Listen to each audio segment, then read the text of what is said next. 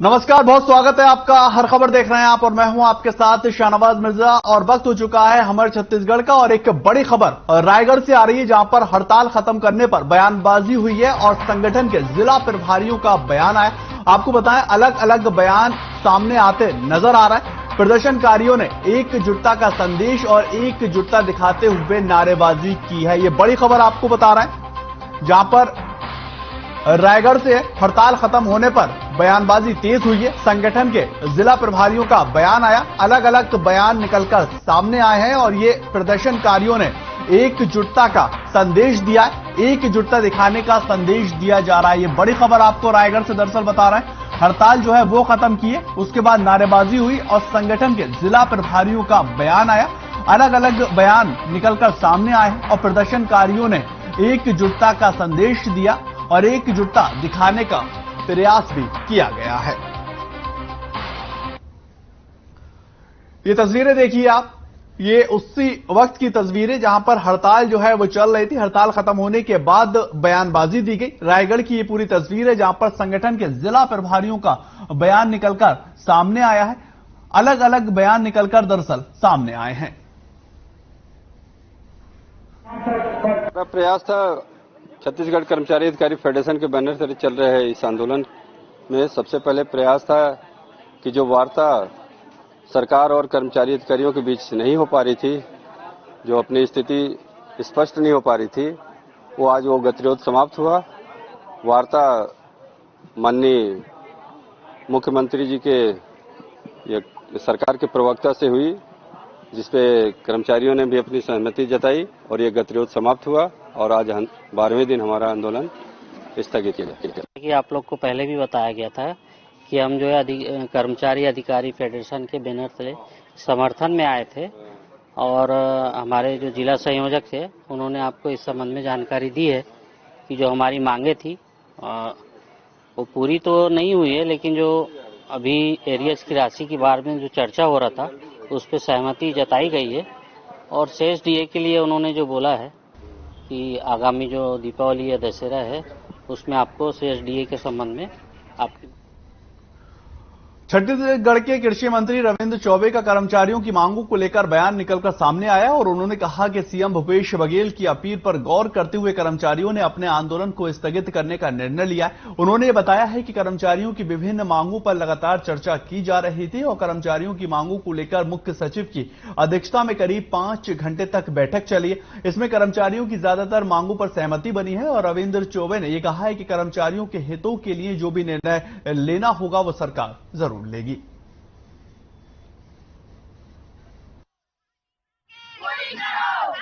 विभिन्न मांगों की लगातार चर्चा हम लोग कर रहे थे। माननीय मुख्यमंत्री जी से भी मेरी चर्चा हुई थी।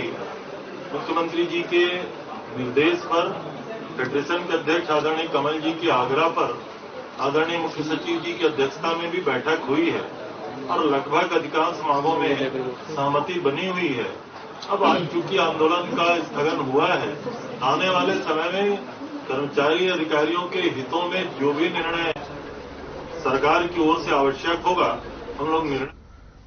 तो वहीं पर दिल्ली के अंदर महंगाई को लेकर होने वाले आंदोलन पर रायपुर के भारतीय जनता पार्टी के सांसद सुनील सोनी ने कांग्रेस पर तंज कसा है और सांसद ने कहा कि महंगाई बढ़ाने वाले लोग प्रदर्शन करने के लिए दिल्ली जा रहे हैं। देश के प्रधानमंत्री एक बार नहीं 2 बार पेट्रोल और डीजल के रेट 5 रुपए से लेकर 10 रुपए तक कम किए जा चुके हैं, लेकिन इतनी महंगाई के बावजूद भी छत्तीसगढ़ की सरकार ने पेट्रोल डीजल में एक फूटी कौड़ी भी कम नहीं की। अगर इस महंगाई को दौड़ में परिवहन सस्ता होता है तो छत्तीसगढ़ के अंदर सामान और सस्ते मिलते नजर आएंगे। और सीएम भूपेश बघेल तो ये कहते हैं कि छत्तीसगढ़ में महंगाई नहीं, महंगे पेट्रोल कंट्रोल तमाम चीजें महंगी हो रही हैं और ये तो अचानक से छत्तीसगढ़ के अंदर महंगाई कहां से आ गई, ये समझ के परे है। और उन्होंने साफ तौर पर कहा कि जो कांग्रेस पार्टी है वो भी महंगाई बढ़ाती हुई नजर आ रही है।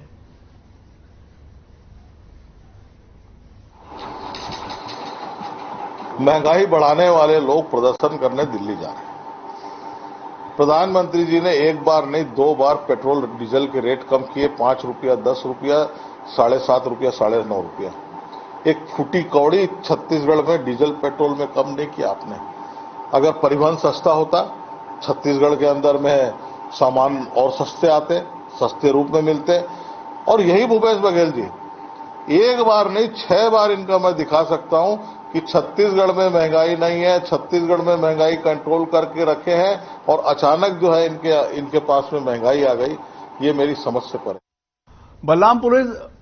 बलरामपुर जिले के वाड्रॉफ नगर के अंदर पुलिस विभाग ने नशा मुक्ति कार्यक्रम के अंदर छत्तीसगढ़ के शिक्षा मंत्री डॉक्टर प्रेम साय सिंह टेकमा पहुंचे हैं, जहां उन पर छत्तीसगढ़ के नेता प्रतिपक्ष नारायण चंदेल ने तंज भी कसा। साथ ही नारायण चंदेल ने यह कहा है कि छत्तीसगढ़ के अंदर वर्तमान में कांग्रेस की सरकार के लिए करीब 4-7 बीत चुके हैं और ऐसे में यहां पर जितने भी मंत्री हैं सभी नमूने। इसके साथ ही उन्होंने यह भी कहा कि मंत्री पद पर बैठकर ये सभी जनता का मखौल उड़ाते हुए नजर आते हैं और आगे उन्होंने कहा कि शिक्षा मंत्री ने शराब के समर्थन में जो बयान दिया है वो उन्होंने भांग के नशे में दिया होगा। इसके अलावा नेता प्रतिपक्ष ने यह भी कहा कि सरकार सड़क बना तो नहीं रही है, लेकिन उनके मंत्री विवादित बयान जरूर देकर अपनी सरकार को घेर रहे हैं। और आगे उन्होंने कहा कि खराब सड़क से दुर्घटना कम होती है और वहीं कुछ दिन पहले ही छत्तीसगढ़ के शिक्षा मंत्री डॉक्टर प्रेम साय सिंह टेकाम ने यह भी कहा कि वाड्रॉफ नगर में नशा मुक्ति कार्यक्रम में शराब की अपनी ही परिभाषा बताई थी।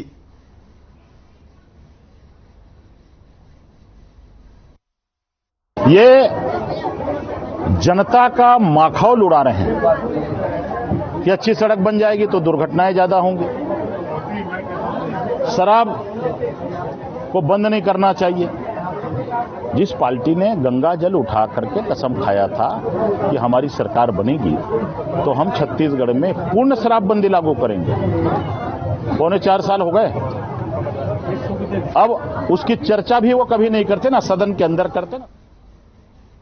तो वहीं पर खबर अब भिलाई से आ रही है, जहां कोल अवाशरी घोटाले के मामले में सीबीआई की अलग अलग टीमों ने भिलाई के 5 जगहों के ऊपर छापेमारी की है और जानकारी के मुताबिक ये सभी छापे कोल वाशरी से जुड़े हुए बताए जा रहे हैं। इससे कार्रवाई को सीबीआई ने बेहद ही गुप्त रखा है और वहीं पर सेक्टर 2 के अंदर रह रहे बीएसपी के पूर्व डीजीएम संतोष शर्मा के घर भी सीबीआई पहुंची। उन्होंने साल 2013 में बीआर लिया था और इसके बाद वो महानंदी कोल माइनस में कार्य कर रहे थे और साथ ही संतोष शर्मा के अलावा सीबीआई जिन 5 अन्य लोगों के घर पहुंची है उनके तार भी कोल वाशरी से जुड़े हुए बताए जा रहे हैं।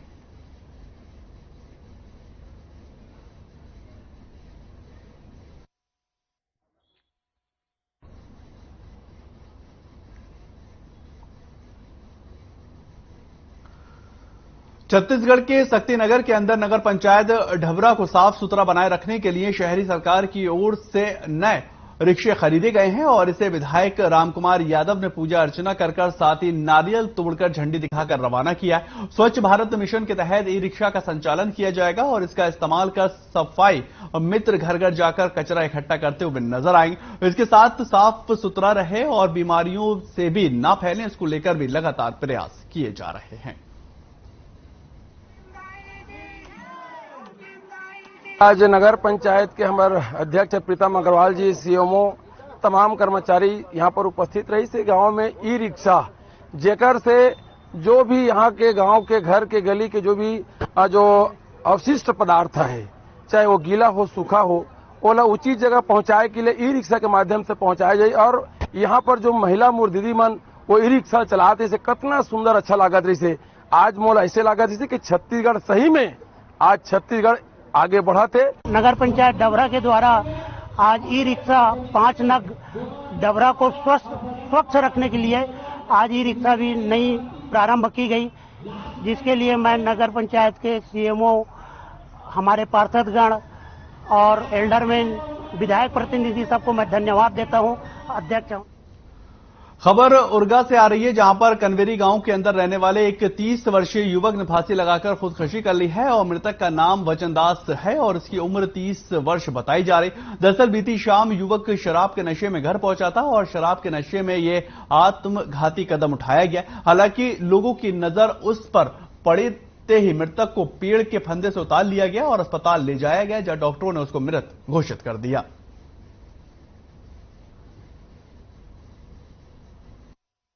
बात करो तो कौन सा पेड़ में फांसी लगा? दवा पेड़ में, घर के सामने। हाँ। इसका का शादी कब हो रही से? और शादी लगभग अब 8-9 साल पहले हो रही है। कहाँ है कल पत्नी? कर पत्नी अगार खार ले शादी कर रहे हैं ना, वो पता नहीं अब कौन कहाँ के पति बना है तो नहीं जाना चाहिए। शादी आ रही कर ले। हाँ। शादी के कितना दिन बाद फिर वापस से रिश्ता? और शादी के 10-15 दिन बाद वापस होगी रिश्ता पत्नी, तलाक हो गई। भाग की गई से खुद से? नहीं, मतलब पंचायती तलाक हो रही थी। बैठक की सामाजिक बैठक? हाँ, सामाजिक बैठक वाला। ओकर पहली तो भाई शराब पियत रही से? हाँ, पियत रही से, पहली से पिया था। पुलिस को एक बड़ी कामयाबी मिली है और बताया जा रहा है कि कोरिया जिले की बंद पड़ी खदानों के अंदर कबाड़ की चोरी करने के मामले में पुलिस ने 4 आरोपियों को गिरफ्तार भी कर लिया है और इसके अलावा डीजल की चोरी करने के मामले में भी पुलिस ने 2 आरोपियों को गिरफ्तार किया। पुलिस ने आरोपियों के पास से 90 लीटर डीजल पिकअप वाहन को जब्त कर लिया है और जानकारी के मुताबिक पुलिस को पिछले कुछ दिनों से बंद खदानों में डीजल और कबाड़ में चोरी करने की शिकायत मिल रही थी। इसी के आधार पर मुखबिर की सूचना पर फिलहाल मिलते ही पुलिस से घेराबंदी करना शुरू कर दी और आरोपियों को गिरफ्तार कर लिया। पुलिस आरोपियों के खिलाफ मामला दर्ज कर आगे की जांच में जुटी हुई है। विगत दिवस चोरियों की काफी शिकायत मिल रही थी, उसको मद्देनजर रखते हुए पुलिस अधीक्षक महोदय द्वारा विशेष कार्रवाई के लिए निर्देश दिया गया था। उसी के तारतम्य में थाना चिरगुरी से टीआई शुक्ला जी की टीम बनाई गई थी, जिनके निर्देशन में जितने भी चोरियां हो रही थी उसमें दबिश दिए गए और उसके तहत 8 आरोपी गिरफ्तार किए गए हैं।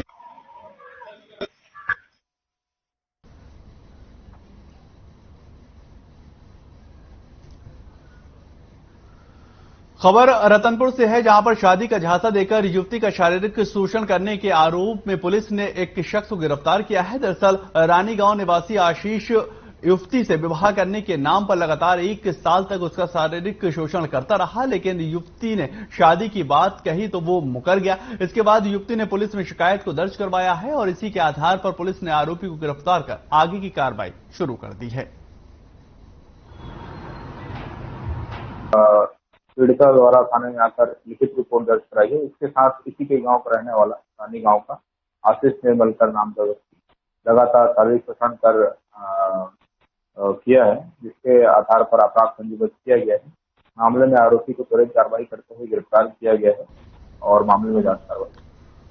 उधर छत्तीसगढ़ के आंदोलन का दौर अब खत्म होने का नाम नहीं ले रहा है। बताया यह जा रहा है कि प्रदेश भर के सरपंचों ने अपनी 13 सूत्रीय मांगों को लेकर मोर्चा खोल दिया। इसी को लेकर जांजगीर जिले के अंदर जयजपुरा जनपद के सरपंच भी धरने पर डटे हुए हैं और इस आंदोलन में उन्होंने कहा कि 50 लाख रुपए तक के सभी कार्यों के लिए एजेंसी पंचायतों को बनाया जाना चाहिए और इसके साथ ही सरपंचों की वार्षिक निधि को 40 लाख करना चाहिए।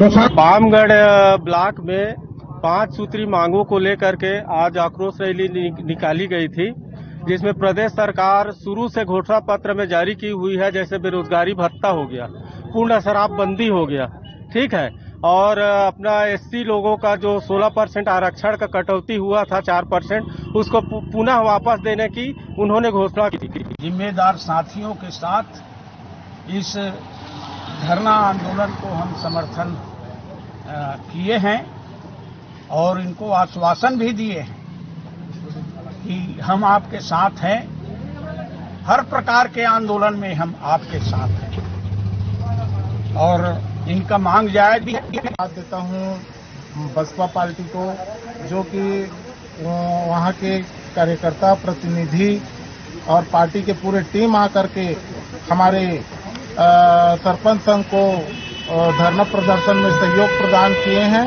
और बोल रहे हैं कि जहां भी जाना पड़े, जिससे लड़ना पड़े, हम आपके साथ हैं करके हमारे माननीय उदल तिरड़ जी, जो पूर्व प्रदेश महासचिव बसपा का टीम को मैं मेरे सरपंच संघ और मेरी तरफ से बहुत बहुत। तो वहीं पर शहर से निकलने वाले कचरे से निपटारे के लिए अब तक नगर पालिका को कोई भी उचित जगह नहीं मिल पाई है और बताया जा रहा है कि हसदेव नदी के किनारे डंप किए जा रहे कचरे की वजह से लोगों का जीना मुहाल होता हुआ नजर आ रहा। इसके बाद नगर पालिका से शिकायत करने के बावजूद भी कोई भी ठोस कदम नहीं उठाया गया है, जहां लोगों ने प्रशासन को इस पूरे मामले में अवगत भी कराया। वहीं चांपा एसडीएम ने मामले में हस्तक्षेप करने की बात कही है और साथ ही उन्होंने नगर पालिका के अधिकारियों को तलब करने का भी आश्वासन दिया है।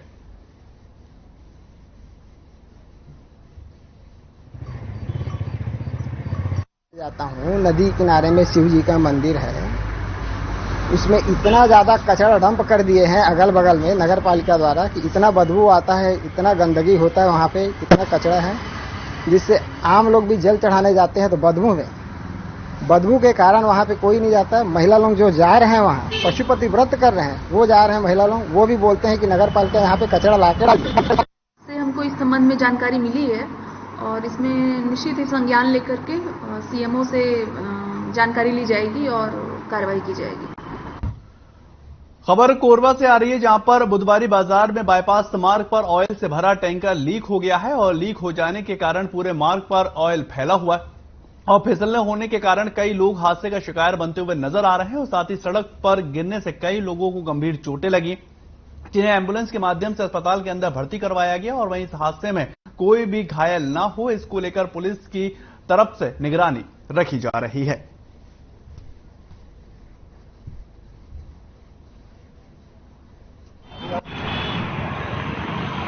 मूरापार बुधवारी बाईपास रोड है, यहाँ पर हुआ है कि आयल गाड़ी गया है, उसमें से आयल इतना गिरा है कि बुधवारी से लेके इधर मूरापार ट्रांसपोर्ट नगर तक मतलब पूरा आयल गिरा हुआ है। इसमें कम से कम 100 से ऊपर लोग बाइक वाले गिर चुके हैं। कितने को चोट लगा है, कितने को गोड़ टूटा है और कितने लोग सुरक्षित बच गए। भैया नाम ओम कश्यप है और यहाँ क्या हम लोग पेट्रोल डलवाने आए थे और एक्चुअल में बात ऑयल वाली ट्रक जो जा रही थी उसमें से ऑयल लीक हो गई है, पूरा ऑयल फैली और जितने लोग आ रहे हैं चाहे बाइक में हो चाहे स्कूटी में हो सब गिरते जा रहे हैं और हम लोग क्या है पत्थर उत्थर डाल दिए, 112 भी आई उसको भी खड़ा कर दिए ताकि कोई गिरे नहीं। सर मैं अभी कॉलेज जा रहा था, केन कॉलेज, तो यहाँ शायद दिखा भी नहीं मेरे को और अचानक से फिसल गए। स्पीड में नहीं था और हेलमेट भी पहना हुआ था, इसलिए स्पीड में ज़्यादा जबकि बहुत दूर तक फिसल के मर गया। तो वहीं पर महासमुंद जिले के प्रभारी मंत्री और छत्तीसगढ़ राज्य के गृह मंत्री महासमुंद के दौरे पर रहे और प्रभारी मंत्री ठीक 12 बजे स्थानीय लबरहा सर्किट हाउस भी पहुंचे, जहां उन्होंने पुलिस प्रशासन की ओर से गार्ड ऑफ ऑनर भी दिया गया। प्रभारी और गृह मंत्री के स्वागत के लिए महासमुंद जिले के चारों विधायक, कांग्रेस के जिला अध्यक्ष और जिला अध्यक्ष सहित जिले के तमाम बड़े अधिकारी उपस्थित थे और कार्यकर्ताओं से मिलकर प्रभारी मंत्री ने उनकी समस्या भी सुनी है और निराकरण का आश्वासन दिया। प्रभारी मंत्री ने कार्यकर्ताओं बातचीत करते हुए जिले के मौसम की भी जानकारी ली है।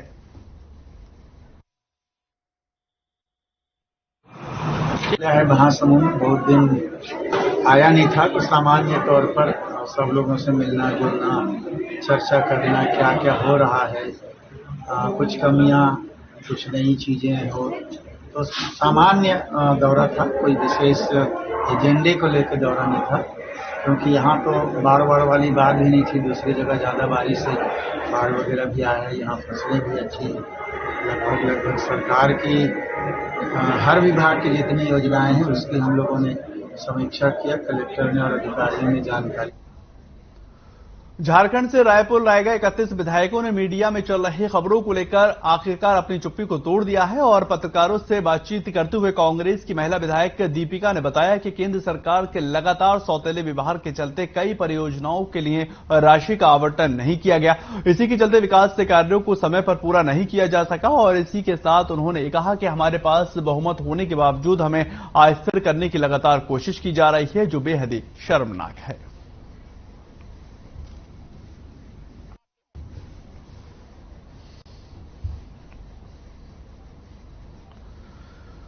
झारखंड के यूपीए विधायक के साथ रायपुर पहुंचे झारखंड के पूर्व स्पीकर और विधायक स्टीफन ने हेमंत सोरेन के इस्तीफे की खबरों का खंडन कर दिया है और भारतीय जनता पार्टी पर निशाना साधते हुए उन्होंने ये कहा है कि भारतीय जनता पार्टी हम लोगों को तोड़ने का लगातार काम कर रही।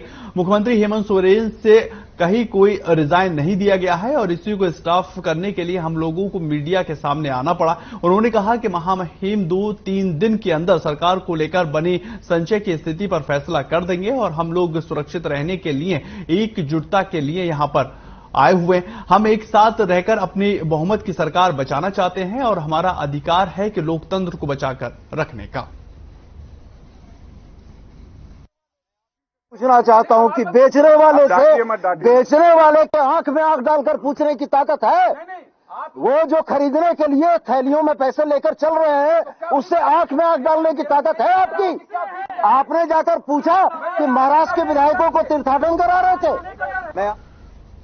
तो वहीं पर विपक्ष का नेता बनने के बाद पहली बार कोरबा पहुंचे नारायण चंदेल का भाजपाइयों ने जमकर स्वागत किया है और भारतीय जनता पार्टी के कार्यालय के अंदर प्रेस वार्ता कर नेता प्रतिपक्ष ने कांग्रेस सरकार पर जमकर निशाना साधा। उन्होंने कहा है कि भूपेश सरकार के राज्य के अंदर अपराधों का ग्राफ लगातार बढ़ता ही जा रहा है और सत्ता पक्ष पर हमला करते हुए उन्होंने कहा है कि प्रदेश के अंदर भूपेश शासन नहीं बल्कि कुशासन।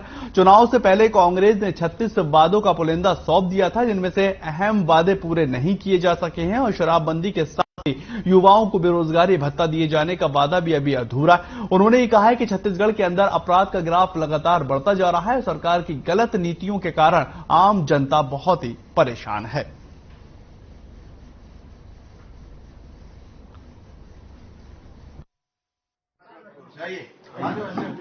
साथियों, बड़े आने वाले 9 सितंबर को भारतीय जनता पार्टी के राष्ट्रीय अध्यक्ष माननीय जगत प्रकाश नड्डा जी का प्रवास होने वाला है प्रदेश की राजधानी और बूथ के कार्यकर्ताओं से, बूथ अध्यक्ष से, हमारे जो शक्ति केंद्र के प्रभारी, सह प्रभारी, उसके जो संयोजक, उनसे सीधा संवाद करने वाले।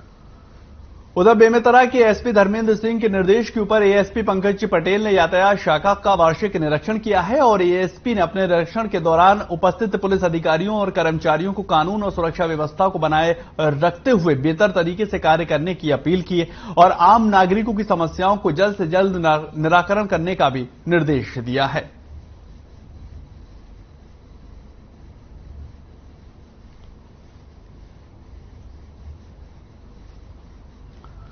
उधर कोरबा शहर के अंदर तेजी से बढ़ रहे अपराधों पर विराम लगाने की मंशा से युवक कांग्रेसियों ने कलेक्टर के नाम एक ज्ञापन सौंप दिया है और कांग्रेसियों का कहना है कि कोरबा के अंदर नशे का अवैध कारोबार तेजी से बढ़ता हुआ नजर आ रहा है, जहां कम उम्र के युवा जो हैं वो ड्रग्स सहित अन्य नशे की गिरफ्त में आते हुए नजर आ रहे हैं और आपराधिक गतिविधियों को अंजाम भी दे रहे हैं। चाकूबाजी के अलावा मारपीट सहित अन्य अपराधों में तेजी से बढ़ोतरी हुई है और यही वजह है कि ऐसे अपराधों पर लगाम लगाने के लिए प्रशासन को सजग होना ही चाहिए ताकि अपराध का दायरा कम हो सके। सर देखिए, जैसा कि आप अभी देख रहे हैं कि नशा मुक्त जो अभी वर्तमान में जो नशा को लेकर के अवैध जो कार्य किए जा रहे हैं, जैसे कि मॉल में ही देखेंगे तो वहाँ पे आए दिन ओएनसी बार में लड़ाई झगड़ा होते रहती है। चाकू मार, हत्याकांड, ऐसे और भी अन्य जो है नशा जो बाजी करते हैं, हुड़दंग करते हैं, उन लोगों से हमको छुटकारा चाहिए जो दिन प्रतिदिन ये बढ़ते जा रही हैं। आज हम यहाँ पे कलेक्ट्रेट में ज्ञापन देने आए हैं कलेक्टर महोदय जी को। जिले में लगातार हो रहे चाकूबाजी, नशा, अवैध हथियार रखते हैं जो कि टीनेज हमारी जो है 16 से लेकर 20 साल तक की, वो सबसे ज्यादा प्रभावित हो रही है। गुंडागर्दी बहुत ही ज्यादा बढ़ चुकी है। अभी हाल ही में राताखान में देखा गया कि वहाँ पे एक ड्राइवर के साथ गुंडागर्दी की गई, रोकने की कोशिश की गई और चाकू मार दिया गया।